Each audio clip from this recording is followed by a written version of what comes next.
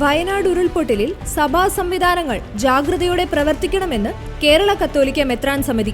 വയനാട് ജില്ലയിലെ മേപ്പാടി മേഖലയിൽ ചൂരൽ മലയിലും മുണ്ടക്കയിലും മറ്റുമുണ്ടായ ഉരുൾപൊട്ടലിലും മണ്ണിടിച്ചിലിലും ജീവൻ നഷ്ടമായവർക്ക് ആദരാഞ്ജലികൾ അർപ്പിക്കുന്നു.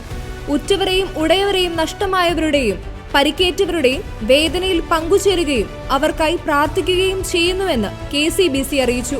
രക്ഷാപ്രവർത്തനങ്ങൾ ത്വരിതഗതിയിൽ നടത്തുന്ന സർക്കാർ സംവിധാനങ്ങളോട് സഭാ സംഘടനകളും പ്രസ്ഥാനങ്ങളും സഹകരിച്ചു പ്രവർത്തിക്കുമെന്നും കേരള സഭയുടെ മുഴുവൻ ശ്രദ്ധയും ദുരന്തബാധിത പ്രദേശങ്ങളിൽ ഉണ്ടാകുമെന്നും ദുരന്തത്തിന് ഇരയായവർക്ക് സമാശ്വാസം പകരാനുള്ള സർക്കാർ നടപടികളോട് കേരള കത്തോലിക്ക മെത്രാൻ സമിതി പൂർണ്ണമായും സഹകരിക്കുന്നതായിരിക്കുമെന്നും KCBC അറിയിച്ചു.